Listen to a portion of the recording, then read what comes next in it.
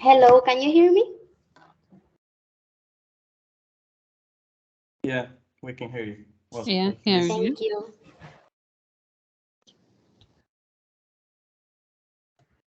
Okay, hello and welcome dear participants to our session today entitled Design Business Model in a Circular Economy. You are enjoying a course offered thanks to the support of the GEF Group Plus project, whose purpose is to provide knowledge and provide a space for the co-creation of water sanitation solutions in the wider Caribbean region.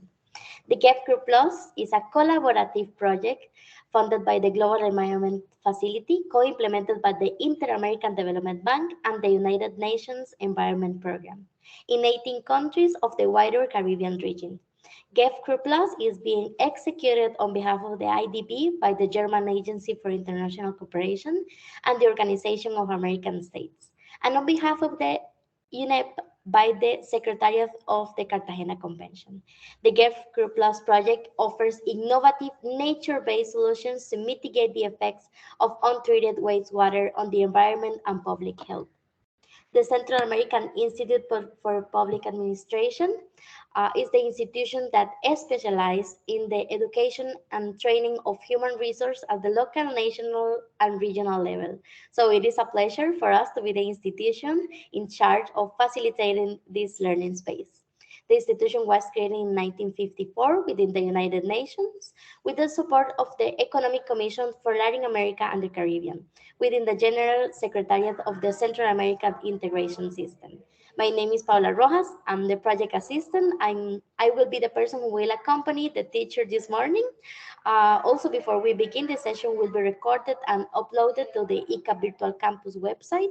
If you do not wish to be recorded or be part of the recording, I kindly request that you indicate this via the meeting chat. Uh, I will introduce now the facilitator of today's session. The facilitator joining us today is Mr. Ricardo Arevalo. Ricardo has a bachelor's degree in business management. He is a professional in business management with more than 10 years of experience in leadership roles in sectors such as business, consulting, environmental management, cultural, sports, circular economy, and agroecology. Ricardo has experience as a consultant in business and project management, collaborating with SMEs in strategic planning, cost management, and process improvement. I will give the floor to Ricardo to start the presentation. Thank you so much, Paula, and thank you so much you for being here. So today's session, as Paula mentioned, is about designing business models in a circular economy. So we can start a presentation right now. Give me a second. There you go. So, well, my name is Ricardo Arevalo Rojas.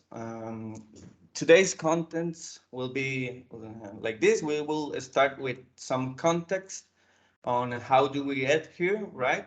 On the Anthropocene and Industrial Revolutions, uh, this timeline between 1920 and 1950, the birth of linear economy and the second industrial revolution, and a snapshot of our times, right? And then we will talk about new paradigms, circular economy, donut economy, and resource management. Then we will talk about how to design business models in a circular economy framework. We will talk about a mindset, tools, and skills. Then we will get into the Q&A space, and then we will close today's session, right? So how do we get here? And exactly, well, you can ask where, right? Um, and I'm talking about the Anthropocene, marked by the explosive uptick in toxic emissions and plastic pollution. We create a new geological age called the Anthropocene, right? So we got this powerful photo of plastic landfill, right? So in geological perspective, the Earth was formed around 4.5 billion years ago, and each of every geological age took millions of years to develop and decline and give space to the next one, right? But it took humans less than a century to create a new one. That's says a lot about our impact on our in our planet, right? So another thing is the climate emergency. We got these three images from NASA and the IPCC. So the first one is carbon dioxide levels on the atmosphere, right? So this is ppm, or parts per million, and NASA got this time frame from almost 1 million years uh, backwards, right? They study ice, permafrost, and so on to study carbon levels, and there is no such level as the current one. And the spike begins on around 1950. Remember this date, 1950, because it's when some things change radically in our planet. The second one, well, in the middle of the 20th century, the atmospheric CO2 particle spikes, causing greenhouse effect, right? Then when we got this correlation between temperature rising and world cycle changes, uh, right? So warmer climate increases ice melting and evaporation, changing our water cycle and precipitation. So we got this comparison on temperature increases and precipitation changes, right? So if you check like the tropical Pacific frame, it will be over a 50% increase. On the wider Caribbean region, we got decreases around 20 and 30% projected to 2100, right? So definitely it will changes water cycle, tropical storms, hurricanes, and so on. And then we got this correlation between temperature and solar activity. Some climate change deniers said that current global warming um, is caused by solar radiation, right? But this correlation breaks around 1950. You can check. I will put my pointer right here. So if you see, there is some correlation before 1950, 1960, and then they even split, right? So science tell us that we're changing our planet radically, right? So how do we create a new geological age? According to Jeremy Rifkin, he's an author, economist, sociologist, one of the most outstanding thinkers of our time, in my opinion. According to him, he says industrial revolutions surges when new forms of communication, energy source, and transportation converge, creating a new economic platform. May some of you heard about fourth industrial revolution, mostly because of World Economic Forum and so on. But in my opinion, we haven't reached, according to Rifkin, of course, we haven't reached the third industrial revolution, and that's I will explain it a little bit later. So in this matrix, we got communication, energy source, and transportation. That convergence lead to an industrial revolution. So in the mid 1800s, we got the printing press, coal, and the locomotive. On the UK, it began the first industrial revolution. The second one starts in the United States around the 1950s and 1950s again. So we got the telephone as a mean of communication, cheap oil as energy source, and cars as mean of transportation, right? So that creates a new economic platform that leads the second industrial revolution. And then we got according to Rifkin, the third industrial revolution will get when the Internet of Things meet the renewables and autonomous vehicles. So that's like a explanation on how we develop our industries and our economic daily life, right? So between these two industrial revolutions, some historical events took place. This is Ray Dalio's big cycle behind empires' rise and declines. We got like this time frame that emerged a new world order, peace, prosperity, and productivity rises. Then it creates a financial bubble and big wealth gap. Then is the downturn, right? Financial burst, economic downturn, printing money and more credit, revolution and wars, debt, political restructuring, and then another new world order, right? So he explains in this other graphic, right? The Dutch Empire, then the British, then the American, and according to Delius, the next one may be the Chinese Empire, right? So what happened between these two industrial revolutions? I took two specific events, the Weimar Republic hyperinflation. The Weimar Republic uh, defaulted sovereign debt, so it began some political and military tensions between Belgium and France, and they print more money to pay their debt, and that causes hyperinflation. It was the population lost credibility on their monetary system. So in economy, confidence of the population is crucial. So it leads to this hyperinflation event, right? So at the left image, we have people lining up in order to get some groceries. And at the right side, we got some bankers with worthless paper, right? So this is the Weimar Republic hyperinflation event.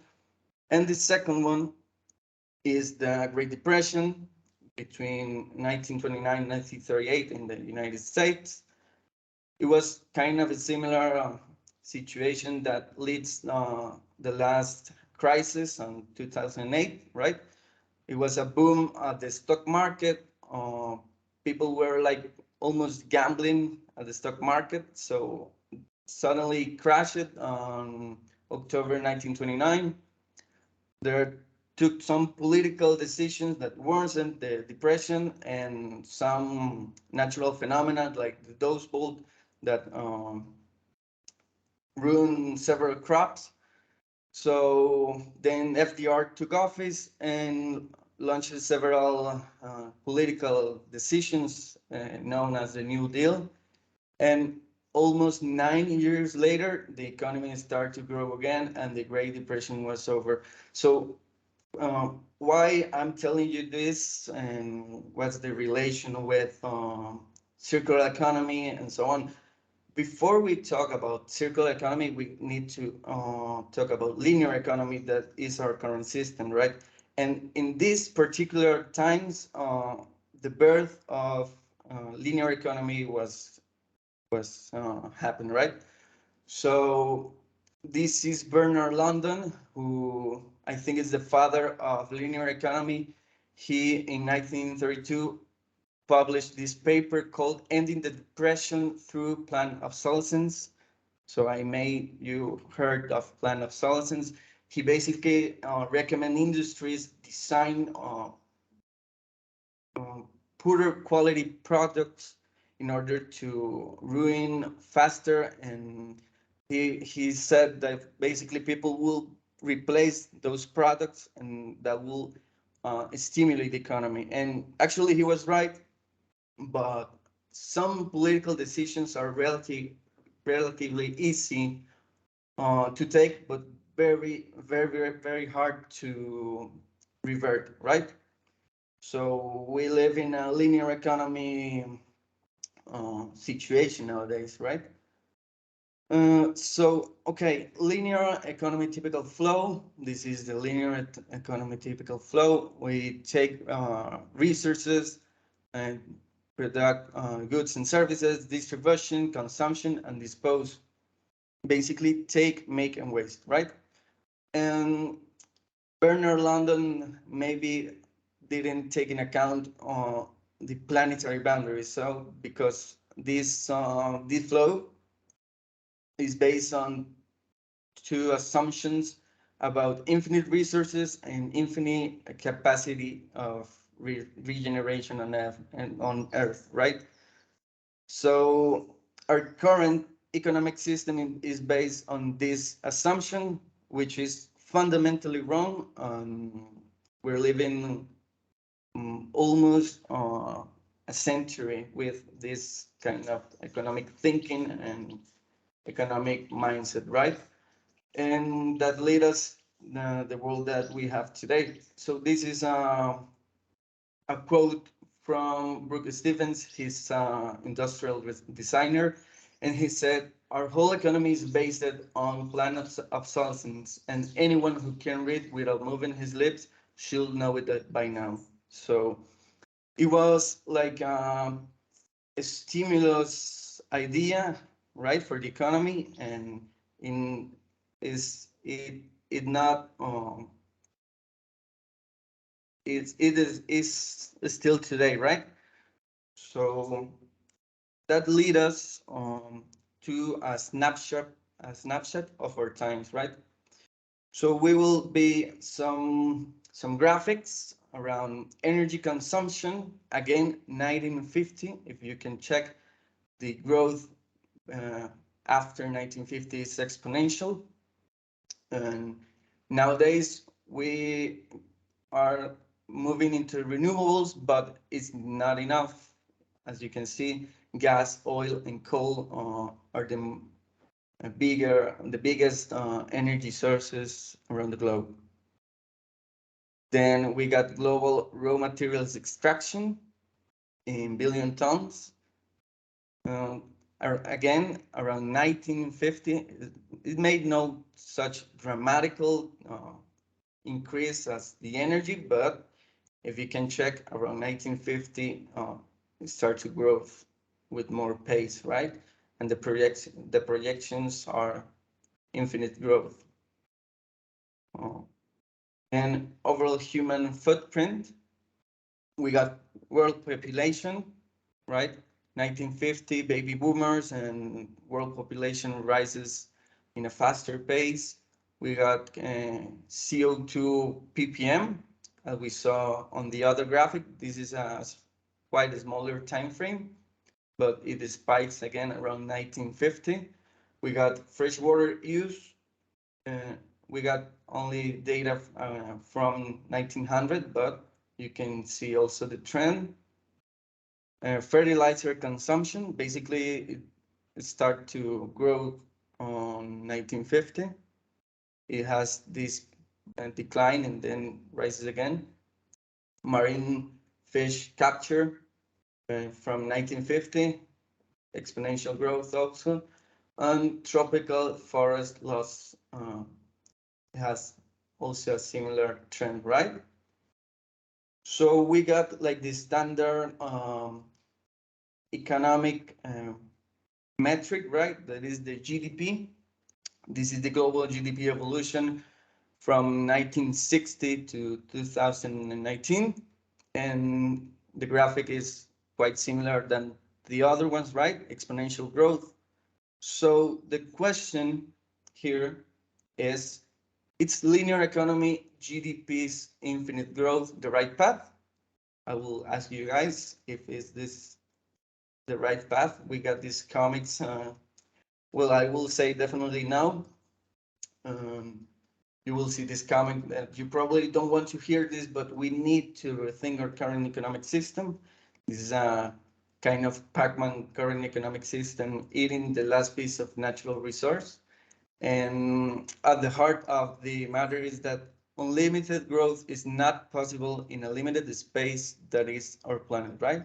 So we got planetary boundaries. So we will talk, sorry, I need some water. We will talk about new paradigms, circular economy, donut economy, and resource management, right?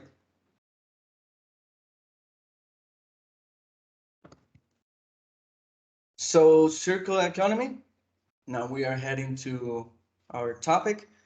The concept has two origins and gained momentum in the 60s and 70s environmental movement. The first origin was industrial ecology, focused on industry's location for efficiency and waste reduction. Then we got industrial symbiosis, focused on the economic conditions that might bring such flow, right? So the first one is like industry real estate. It's all about location, location, location in order to gain efficiency and reduce waste. And then industrial symbiosis is focused on the economic conditions that might bring such flow. Is like more the conditions that enable hubs and clusters, right? So we got this statement from Athelstan Spielhaus. He is the president of the American Association for the Advancement of Science. He claimed it in 1970. He said, the object of the next industrial revolution is to ensure that there will be not such thing as waste, on the basis that waste is simple some substance that we do not yet have the wit to use. In the next industrial revolution, there must be a loop back from the user to the factory, which the industry must close. If American industry should take upon itself the task of closing this loop, then its original design of the article will include features facilitating the return and remaking. So I think Mr. Spielhaus uh, envisioned like a circular economy, and he stated these remarkable words. But more than 50 years later, unfortunately, we haven't reached circularity levels that the planet and the society needs, right? So this is the circular economy butterfly created by the Ellen MacArthur Foundation. I will put a video uh, from the Ellen MacArthur Foundation explaining this butterfly, this graphic. Just give me 1 second, please. Please confirm it if you can see the video. You heard it? We can see it, but I cannot hear it. Okay, let's check it.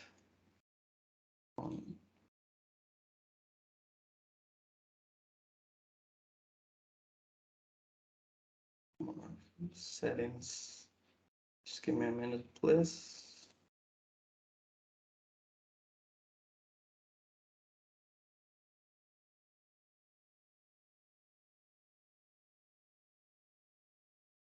Okay, I will put it, and please, Paula or anyone could confirm it if.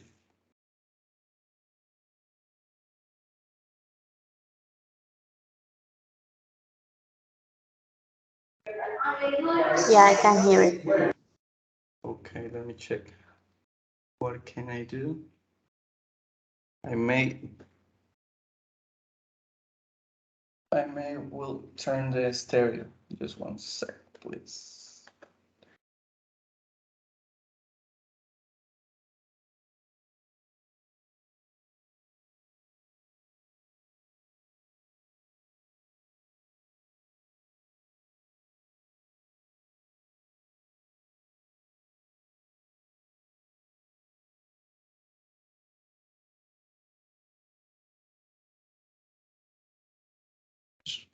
Just give me a minute. Okay.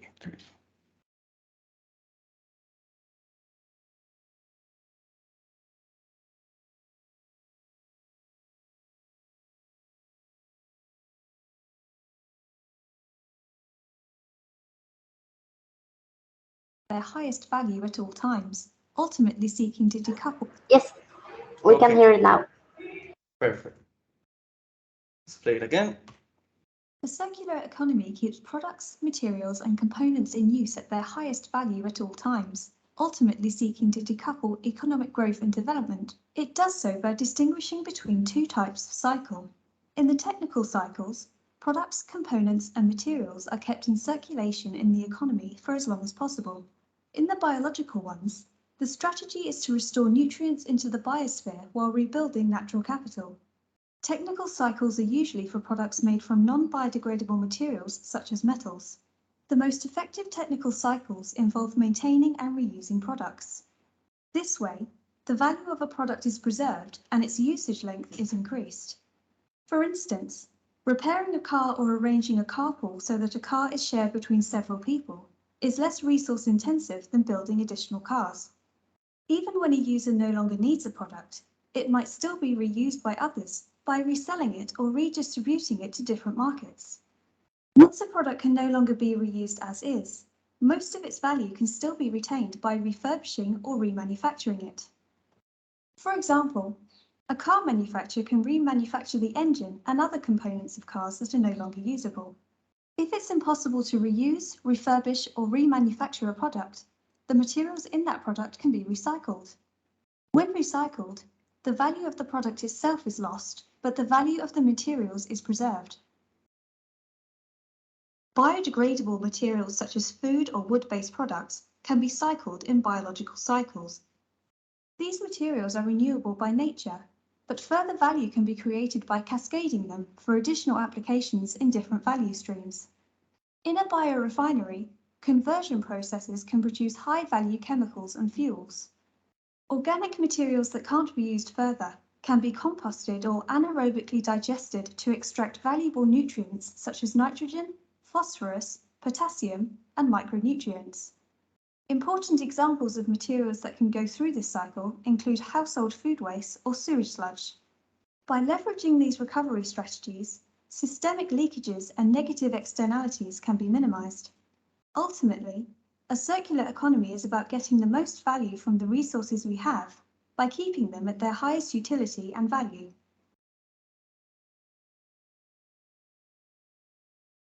Okay, that was the first video. So I think she explains very well. So basically, the circular economy is about keeping materials in the loop, right? In the longest value lifetime, right? Life cycle, they call it also. So we got these non-organic and organic loops and cascades. And basically, it correlates with Mr. Spielhaus's speech, right? Now, this is a more accurate diagram and explanation. So if you want to go deeper on circular economy, I recommend that you visit Ellen MacArthur Foundation, their website, their YouTube channel, and so on. They have great quality and quantity of research and papers and so on, right? So I will check, I will return to full. Okay, I think on the next slide, we got another video. So some circular economy business models in the private sector. We got these three examples. First one is IKEA Circular Hub. IKEA is a Swedish furniture giant uh, with branches all across Europe, USA, and so some other countries and regions, right? So they created a circular hub where you can participate in workshops in the learn and share area on how to care and repair your furniture, right? I think this is a powerful statement and action from IKEA because it goes against the natural um, business model on planned obsolescence and linear economy, right? So they are telling their clients that they could take care and repair their furniture, extending their life cycle, right? The second one is Precious Plastic is an open source project from the Netherlands. They design machines for plastic upcycling and share their blueprints, right?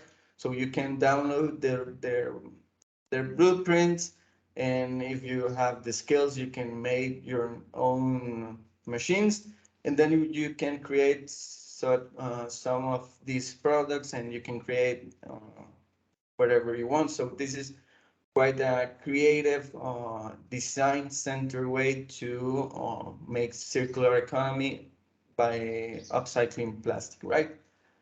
And we got the third one, that is Patagonia, this clothing company for outdoors and exploring. So they launched this campaign.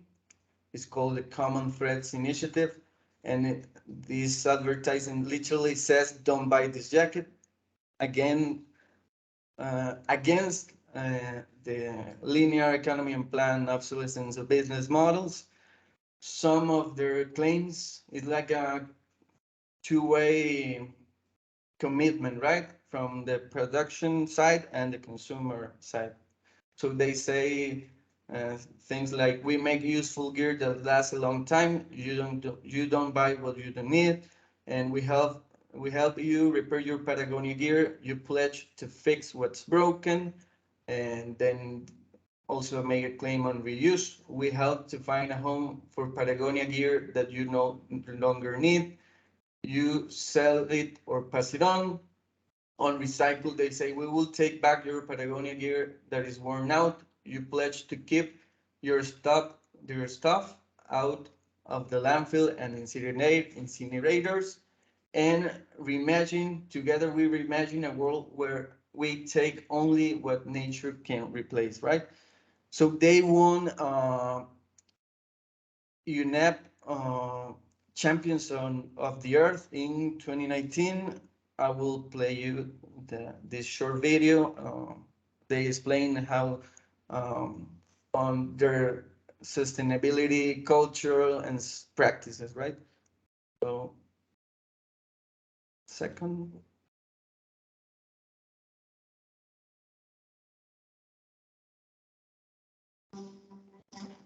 We have always been a mission-driven company. Do you hear it, right? Yes, we do. Okay, thanks. And last year, we changed our mission statement to, "We're in business to save our home planet." And one of our focused goals is using our business to inspire and implement solutions to the environmental crisis, whether that's in the money we give away to grassroots activists, our own supply chain, our own manufacturing, our products, our imprint, and our footprint around the globe. We're running out of time. And the climate crisis is real, it is here, and it needs solutions that match the urgency of the situation. My name is Lisa Pike Sheehy, and I'm the Vice President of Environmental Activism at Patagonia.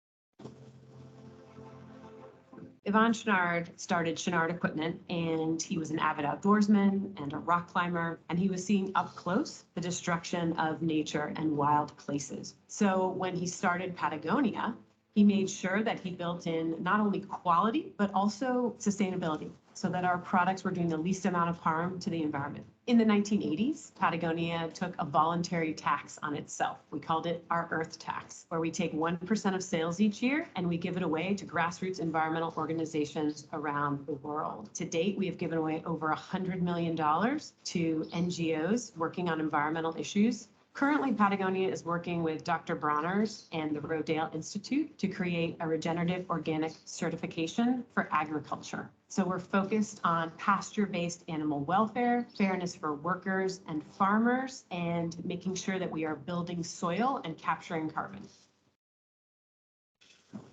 Climate action is a necessity. It's a need to have, not a nice to have. You should lead with that when you're thinking about the companies that you're supporting. There's a lot of different programs at Patagonia that supports individual employees stepping up and engaging in solutions to the climate crisis. One of our most significant programs is our environmental internship. So employees can leave work fully paid for up to 2 months to go and work for an environmental nonprofit focused on an environmental issue that they care about. A program that we feel very strongly about is our Worn Wear program, and that's working with customers to understand how they can reuse, repair, and recycle their clothing so that it lasts longer. Because one of the most effective things that you can do for the climate is to keep the use of your clothing for longer. We're partners in the environmental crisis. It's going to take all of us, consumers, business, everyday citizens, activists, government. We need to match the urgency of the situation with the same energy to create the solutions and move forward.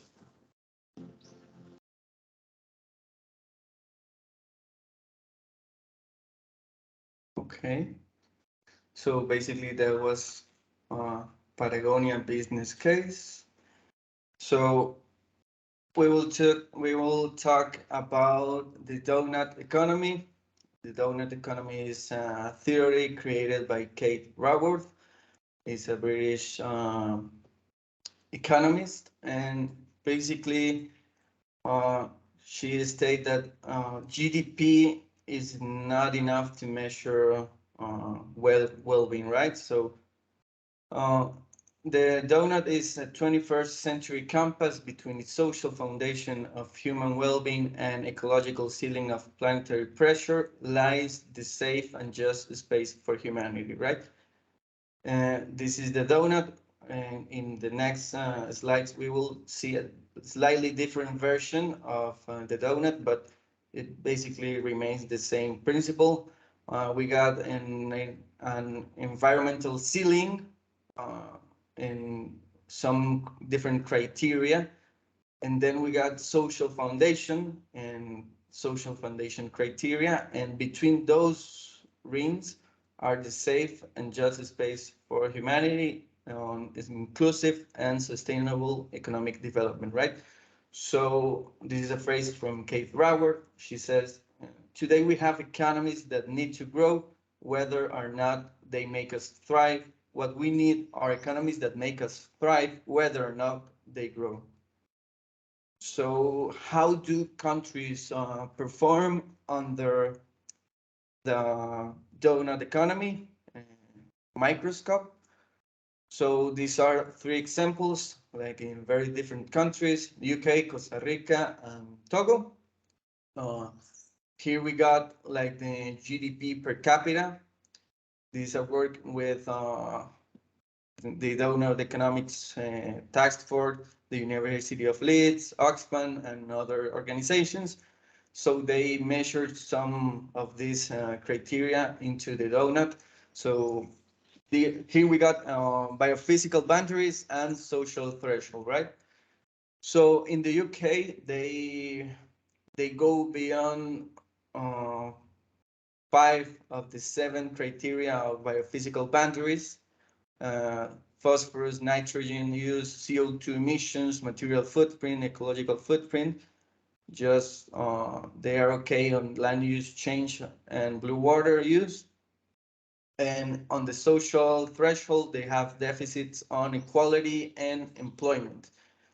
The case of Costa Rica is quite similar. It's not just as big the biophysical boundaries that the Costa Rica overshoot.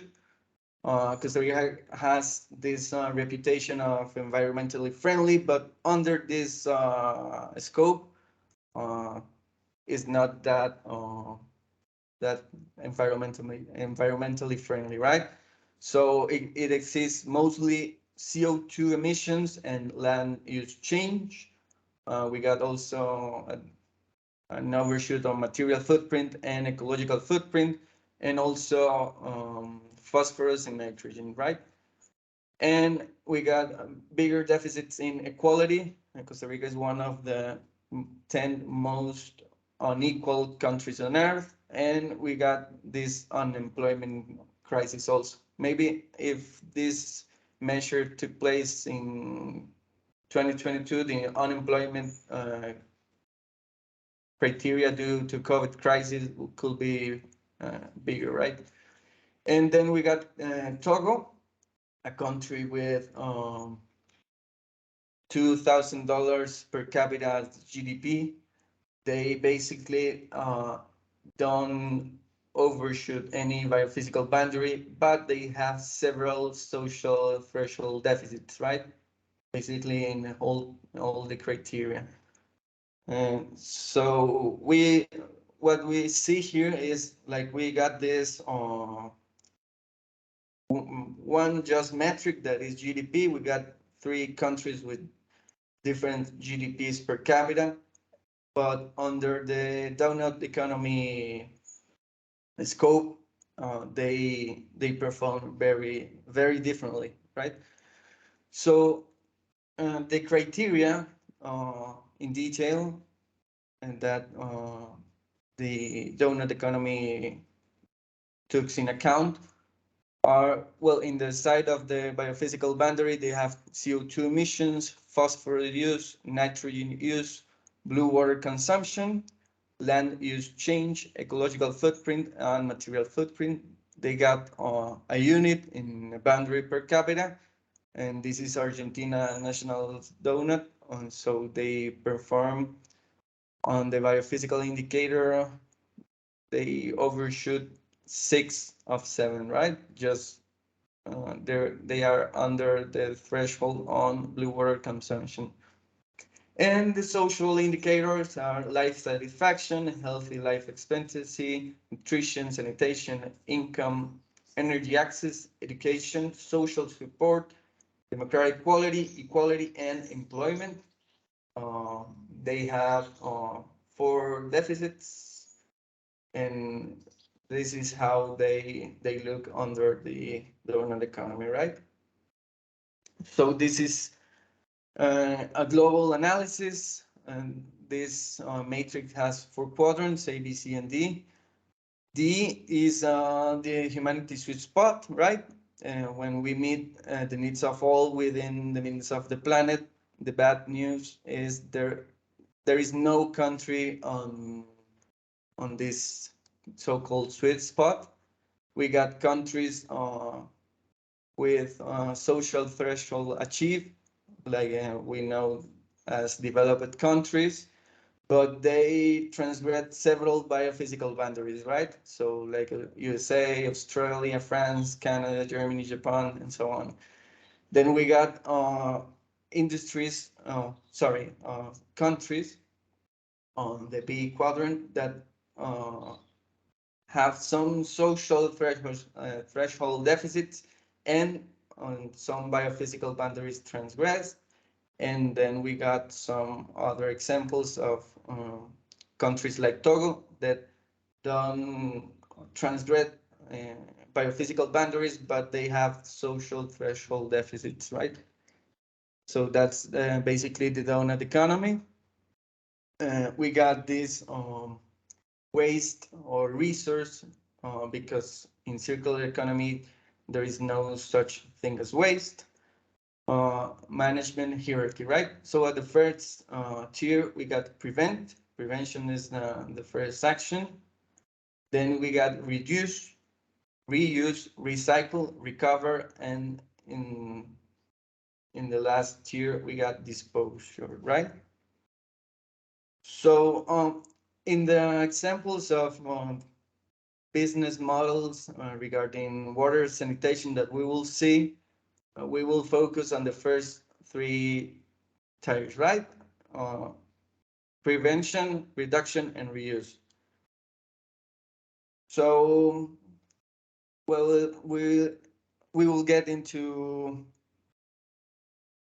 how to design business models in a circular economy framework. We will already talk about context, how do we get here, some new paradigms and ideas and so on, right? So how we can design these business models.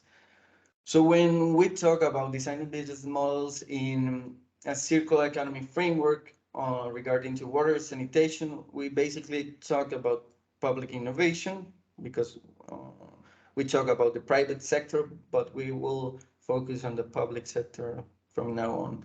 So we will talk about public innovation. So what we may need in order to design these business models: we need a new mindset, we need of course tools, and we need the skills. So some of the mindset that we may need to embrace is the holistic and systemic mindset: curious and critic, proactive and collaborative, and multidisciplinary, right? On some other on tools, well, project management tools, circular canvas, and the golden circles regarding to pitching and storytelling. That is one of the skills that we got. Uh, some skills will research ability, the ability to see the big picture, storytelling and pitching, and of course, data science. So a new mindset for a new paradigm. We'll talk about linear economy, linear thinking, and so on.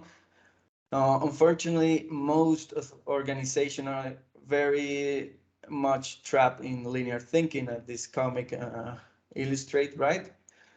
But we live in a complex world with feedback loops, and we are part of a system, basically, right? So fortunately, system thinking and complexity awareness is spreading fast. Um, if we want to be sustainable and build a circular economy, we will have definitely to understand systems, to have this systemic mindset, right?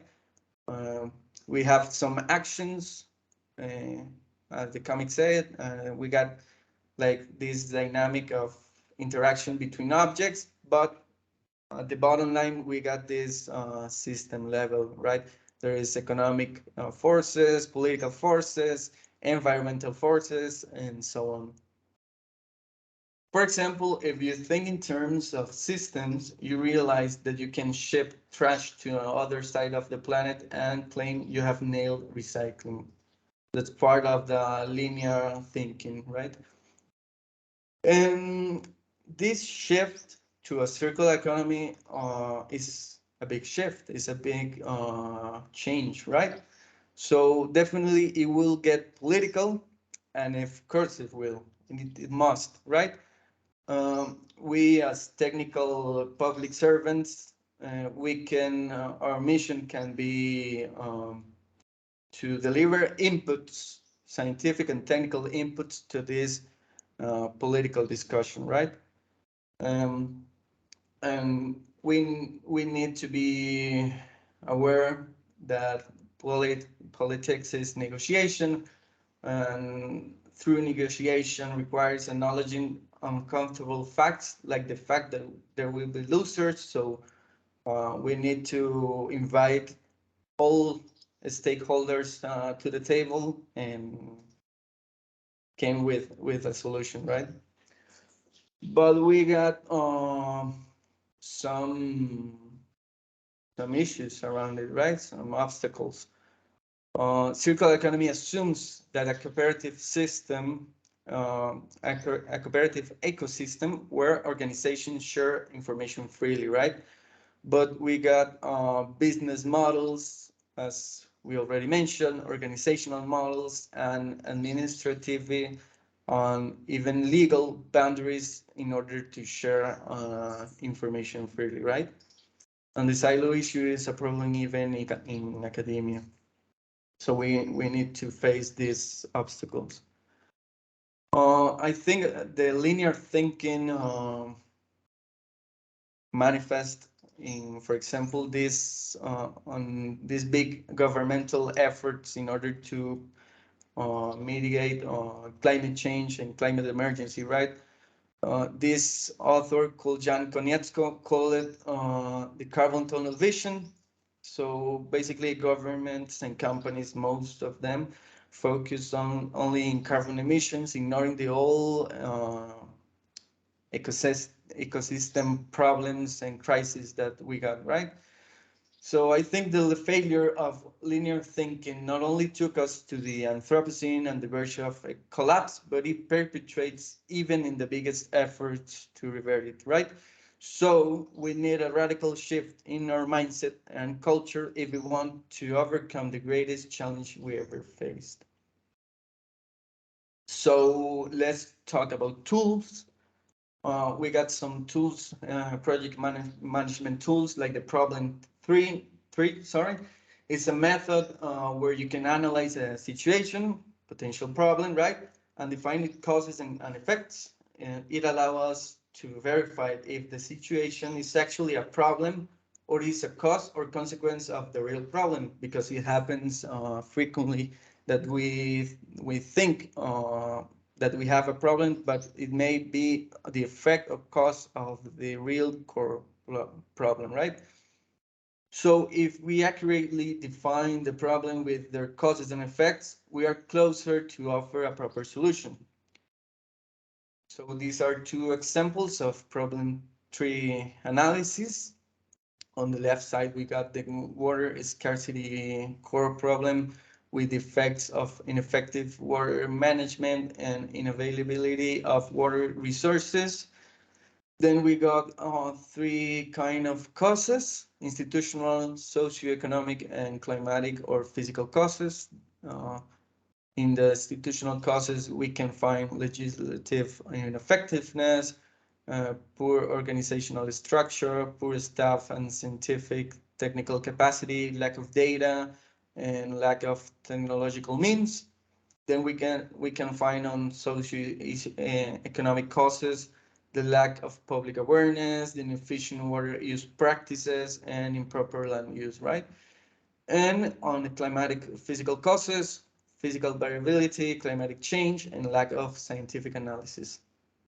And then in the other example, we got a core problem that is the outbreak of cholera in Monrovia.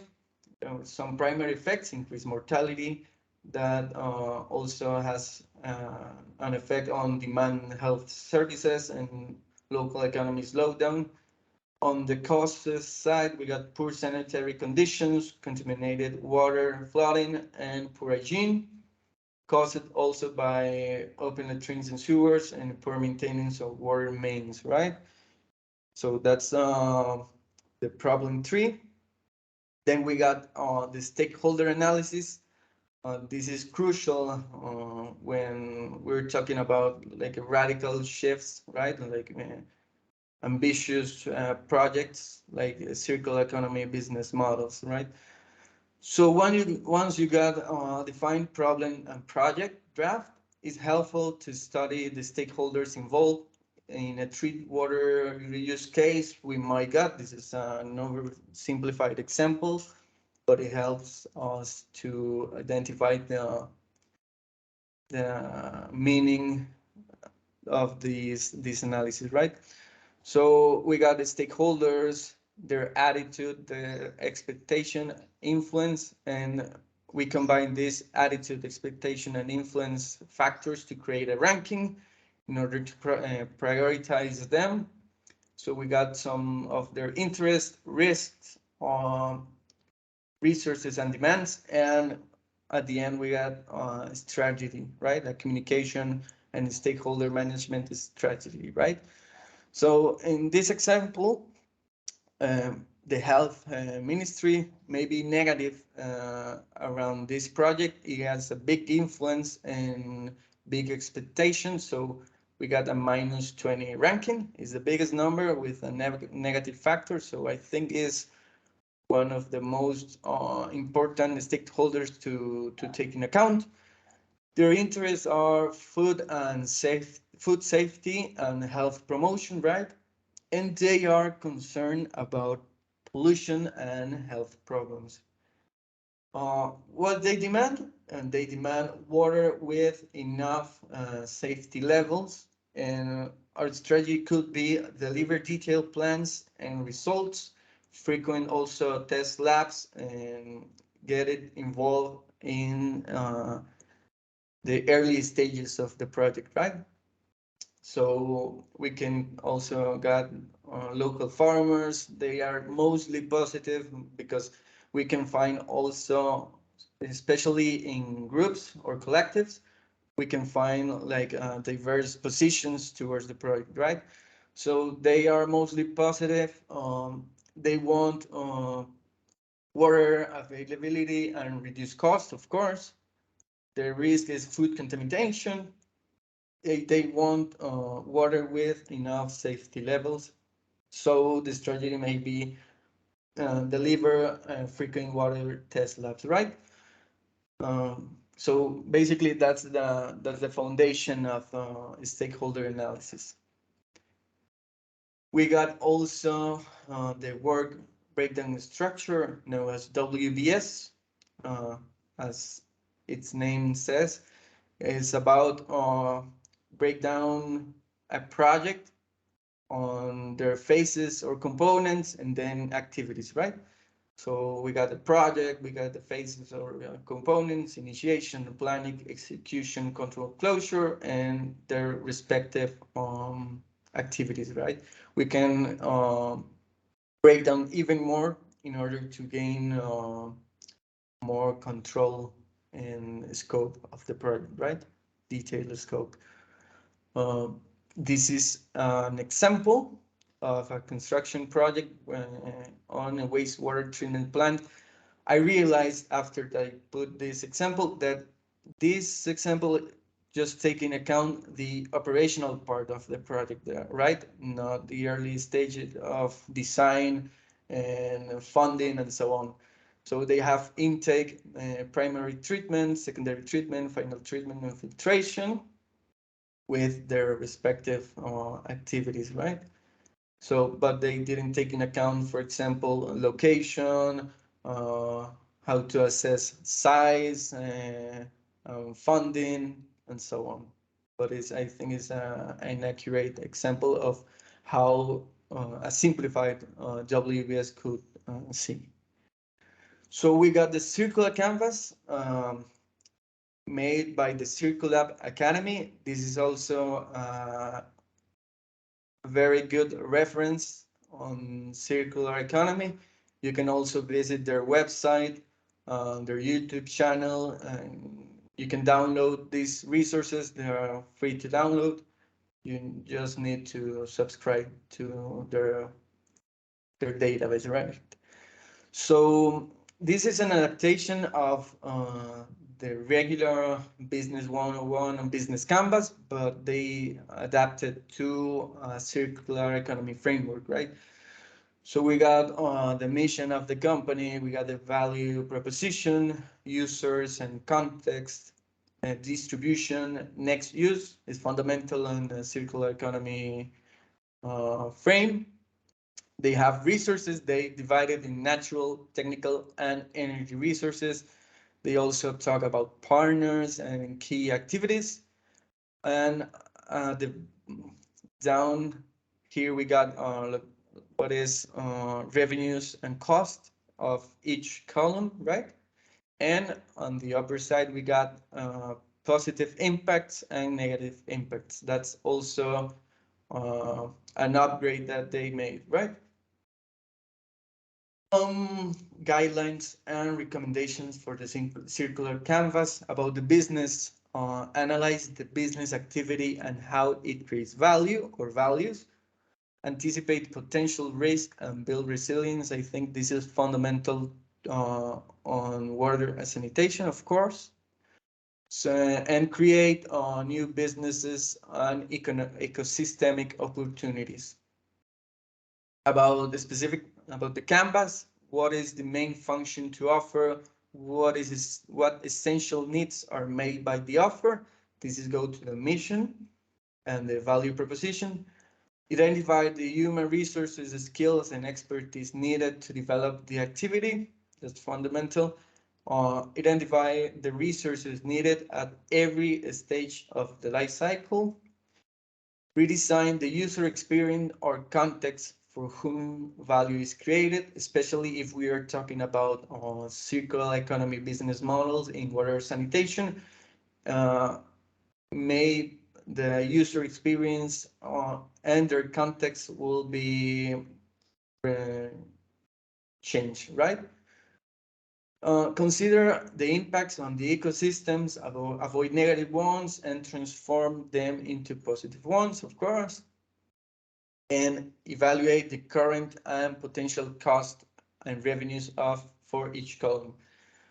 Some extra recommendations: avoid working in silos, fast check for feasibility. That's fundamental in order to not waste resources, especially time. So fast check for feasibility is fundamental. If you need to go further, try some focus groups or brainstorming and so on with your group, right? Tap into resources that already exist is fundamental in circular economy. Extend view of the value chain outside the limits of the organization, or think outside the box, as they regularly said, and design scalable solutions integrated to the core business. This is another tool from Circulab Academy. It's the value chain canvas. We got this process. In circular economy, design is fundamental, so they put it at the center, right? This is the design phase. This is extraction, and then production, distribution, use, maintenance and reparation, uh, collection, and reuse, right? Uh, Thinking about water and sanitation, in the design phase, we may want to design to prevent, reduce, and reuse water consumption. As we already mentioned, it may go against our regular business model, but in order to preserve our water resources and build resilience, we need to adopt these measures, right? Extraction, of course, is the water sources. Are they enough? Uh, are well protected? Some of the enabling questions that we may get into the extraction phase. We also got purification and sanitation plants. We may want to do a life cycle analysis and maintenance. On distribution, we got the distribution network, of course, and sewage system. Leaks monitoring is fundamental in the distribution phase. On use, it's opposed to the design phase. I think this is fundamental because we need rates adapt on use efficiency, uh, rewarding prevention, reduce, and reuse. And maintenance and reparation, we need to extend life cycles of the components of the plants, right? And again, leaks monitoring. And then on collection, sanitation, treatment to maximize reuse is fundamental. And in the reuse phase, look for loops is fundamental. Agricultural, water bodies, industrial purposes, etc., are um, good ideas to reuse water, right? Is the partner map. We got again the value chain flow, design, extraction, manufacturing, transportation, use, maintenance, collection, and next use. And these acts, we got basically distance from local, regional, national, and global partners. So you can combine this tool with the stakeholder analysis to get even better outputs, right? So you may have some global partners on the design phase and local or national. And then in the extraction, of course, the biggest partners could be local, the manufacturing could be from global to local and so on, right? So we talked about a new mindset and a toolkit that get us closer to business model design in a circular economy framework, and mentioned some skills that will be helpful, like researchability, data science literacy, look for the big picture, and storytelling. Can you add more skills to the list, please? If you want, if you have something, please add it to the chat, and we will discuss it in the QA phase. So this is pitching and storytelling. This is like a bonus track. So we talk about the skills, but we will not go deeper on the skills. Just this one. because these changes we talked during the lesson need to be communicated in the best way possible. So pitching and storytelling are great ways to do it. Just don't forget data. And rely on data and numbers also, right? Is fundamental. So the golden circle theory is created by Simon Sinek. He's a business consultant and a speaker, well known around the world. And basically, he mentioned that most of organizations and professionals, we start with what we do, and maybe we talk about the hows and the whys, but it's not an appealing and is not an appealing speech, right, or storytelling. So he said basically that we need to start with the whys, our purposes, our motivations, our beliefs, because that connects with our limbic brain. Our limbic brain is one of the most primitive parts of the brain, in charge of these gut feelings, trust, more like primitive, as I mentioned, behaviors or emotions, right? So if you connect with your whys, you connect to the limbic brain and you gain trust, empathy, and so on. If you go then with the how, your process, the specific actions taken to realize your why, you will reinforce that trust and gut feeling, right? You will be like transitioning to the rational part, the neocortex. When you talk about the what do you do, the result of the why, you close the loop and you connect the rational with the limbic brain. So you got a powerful story and a powerful pitch, right? So this is also a recommendation in order to pitch and storytelling. So some business cases in water sanitation with circular economy perspective. We'll check some of these. As I mentioned, we will talk about prevention, reduction, and reuse, right?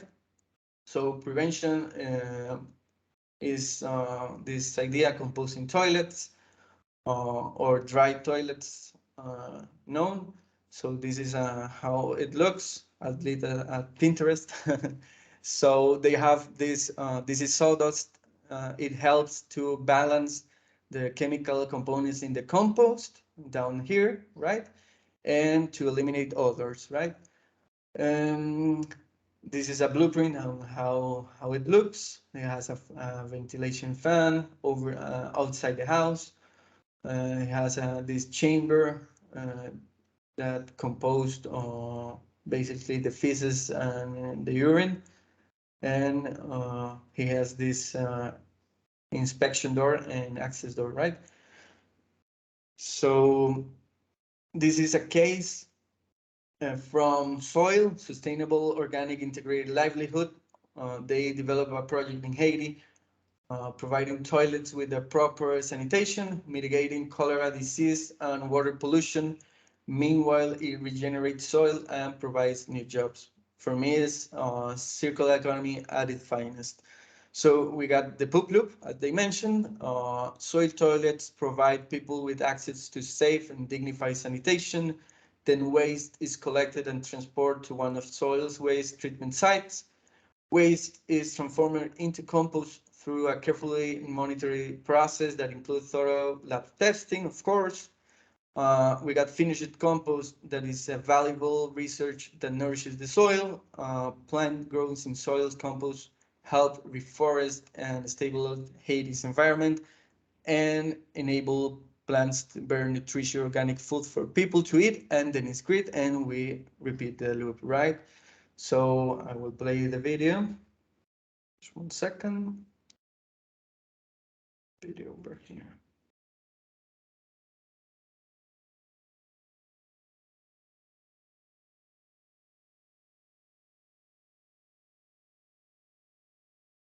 Haiti has some deep-seated problems.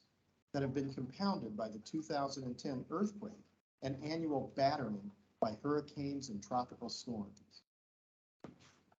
It requires great courage to work in Haiti and to stay the course to make sure to succeed. Nous pas de sanitation et pendant choléra, nous te perdu en pile monde qui te mouri. C'est pas sanitation, nous t'a gagné plus monde qui mouri toujours.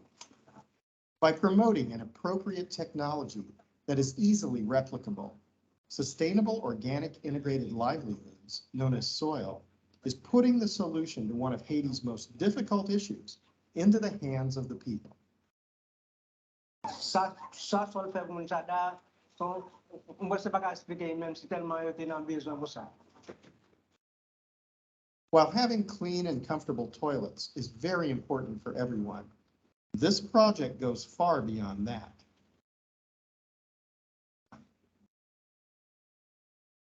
By using the power of nature to safely treat human waste from refugee camps, informal settlements, and rural communities, Soil is creating high-quality organic fertilizer to address another of Haiti's problems, food insecurity.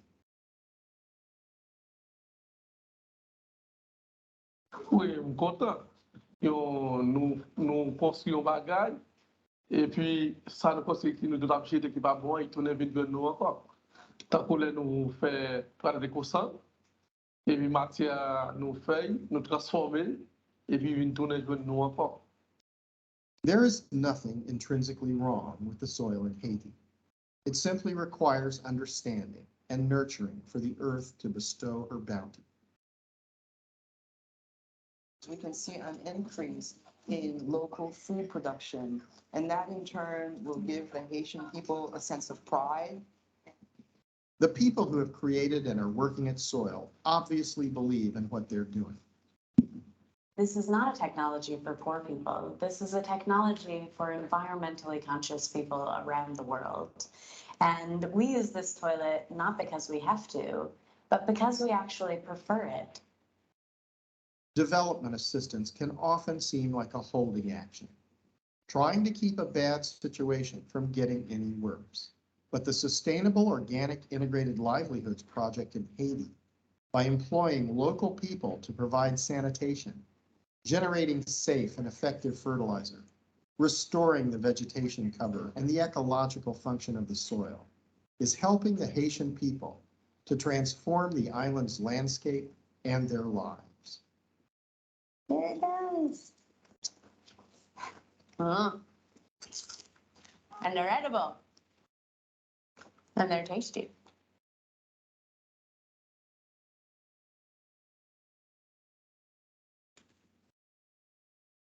Okay, that's soil project in Haiti.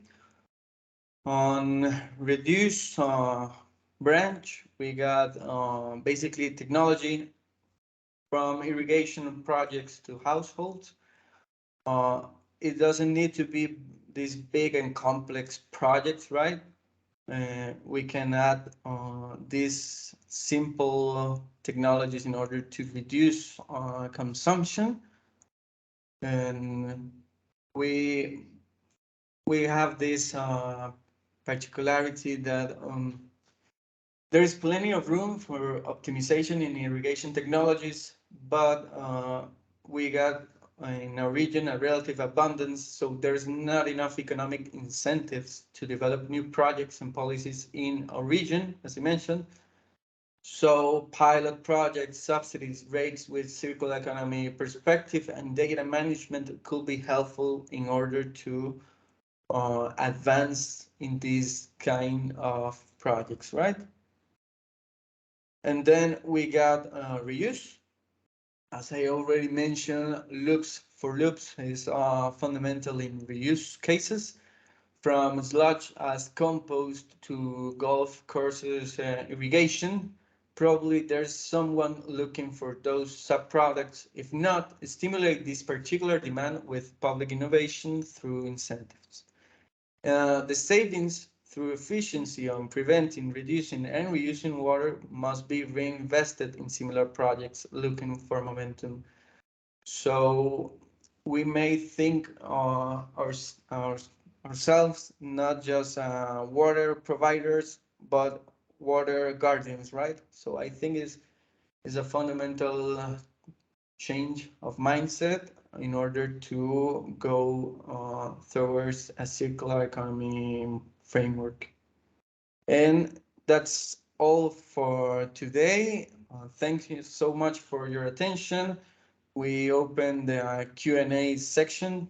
So if you got any question, comment, feedback, um, you can do it right now. Thank you, Ricardo, for your presentation. We can raise our hands if you have any questions of a commentary also.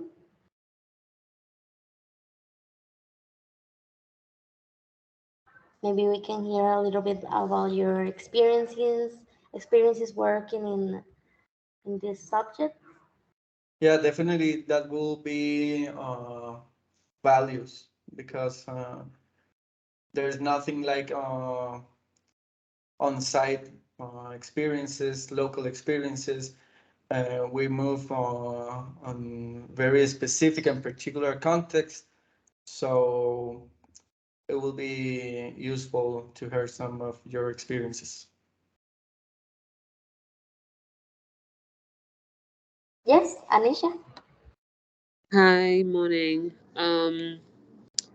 I am the senior planning specialist attached to the Economic Research Policy Planning Division of Ministry of Public Utilities. I am fairly new to the division, so I don't have any hands-on experience thus far, but I am working closely with the water sector team. So some of the things that you mentioned, particularly with respect to wastewater, applies to us. We're looking into doing some research and feasibility studies, getting some data to start some projects with the hope of being able to reuse wastewater. My question, firstly, thanks for the presentation. It was very informative. My question is, are there any real life applications of the circular economy that you're aware of in public institutions, particularly government agencies? Okay, thank you so much for your comment and your question, your feedback. Well, in the wider Caribbean region, I haven't heard like these similar examples that I just brought it. But for example, in Mexico, and Bolivia, there are several reuse case in agricultural purposes. For some non-edible crops like fabrics and so on, and for non-raw edibles, just as corn. So I think we can with Paula search for the specific because it has on the Crew Academy uh, site. They have some of these examples. So I recommend. I don't know if you have some LinkedIn profile. So look for. Uh, just wait a second in order to look for it. Gustavo Heredia. It called is if he was also a speaker of the Crew Plus Academy. Is Gustavo. So he's a water and sanitation specialist based in Bolivia, and he was part of several reuse cases in Bolivia that has already gone through the whole cycle, right? From assessing, financing, operational. They have the like the metrics of lab testing and so on. So I think he is a good reference. Also in Mexico are some reuse cases, and then we have to go to arid regions like Israel, Spain has some reuse cases, and so on. So I could go further in order to give you some specific cases around it, if you want. Would you be able to share the information after, or would you do it now? I think it will be after because I have to collect it. Yeah, no problem. After would be appreciated. Thank you very much. Okay, you're welcome. Thank you very much, Anisha, for your question.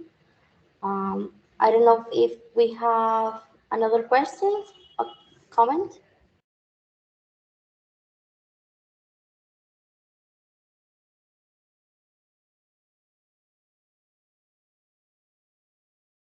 Well, Okay, I may have, sorry, Paula.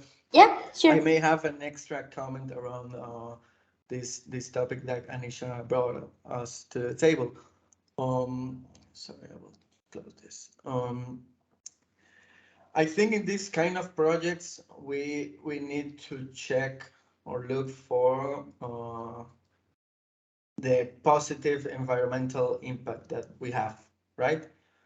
So how much water we save, how if we are protecting an area and so on. Here in Costa Rica we have like a new rate. It's called I missed the name. It's about taking care of water mains, basically. Tarifa de protección al recurso hídrico is like yeah, it's a protection rate. So the community water management boards, known as ASALAS, they have the option to apply to this rate. And for example, in Monteverde, that is a tourist community on the Pacific side of the country, they have, for example, some composting projects, not on human feces and urine, like this soil project, but like kitchen waste kind of compost, right? And they apply this rate in order to fund the compost project because they are also protecting the rivers and the streams.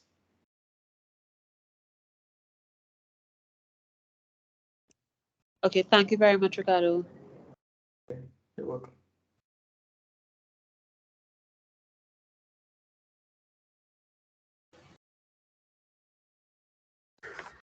I think we don't have any other question. So thank you very much, Mr. Arevalo, for your excellent presentations. We have reached the end of the synchronous session today. We remind you also to review the virtual campus where you will find today's presentation as well as the recording of the session and bibliographic materials to deepen in the subject. It has been an honor for us to facilitate this space, and I would like to thank you on behalf of the German Agency for International Cooperation and ICAP for your valuable participation. You can disconnect now. Thank you very much to all. Thank you, Paula. Thank you, assistants, and see you soon.